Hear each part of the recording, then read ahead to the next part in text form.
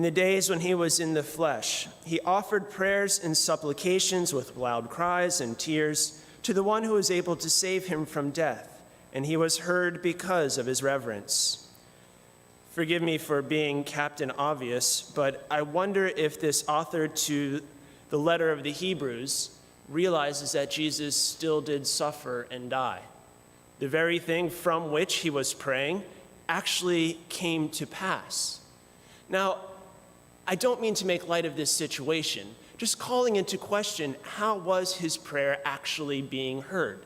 You know, there are many people who would pray for things that are good, pray for a return to health, pray for the suspension or the postponement of somebody's death, pray for an aversion to tragedy or to war, and yet this thing still takes place. And so they'll turn away from the faith, they'll turn away from the church, they'll turn away from God.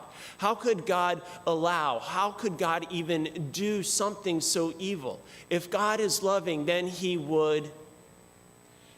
But maybe what's being called into question isn't so much God's love for us, but our love for him. St. Augustine offers what might be called a test of our love. And he goes through this conversation between God and one of the faithful. And it goes like this. Jesus would say, "I'll give you anything you want. You can own the world. Nothing will be impossible to you, nothing sinful, nothing forbidden. You will never die. You will never experience any pain. You can have whatever you want, and you can be protected from everything that you don't want. In other words, you can have whatever you pray for, when you want it, how you want it, where you want it, with whom you want it.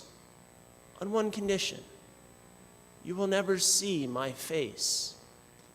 If this invitation does not cause us to shudder, Augustine says, if it does not cause us to tremble to the depths of our bones, then we do not love God, or at least we do not love him yet as we ought.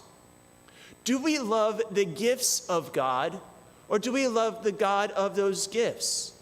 Do we love the actions of God, or do we love the God of those actions? Is it the things that God can give us and do for us, or is it God himself that we are seeking? It is said the one who has God in everything, the one who has God in all his gifts and all of his actions and all the answers to his prayers, has nothing more than the one who has God alone.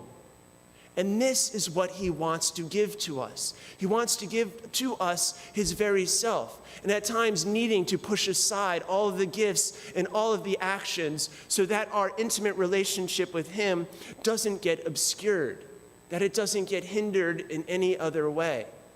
But in order for him to do that, perhaps there needs to be a new capacity within us in order to receive him. Not just a making new of an old cloak or an old wine skin, but to give us completely new cloaks, new wine skins, to give us new eyes, new minds, new hearts, new eyes to see, new minds to understand, and new hearts to love as he loves. But how is this going to take place?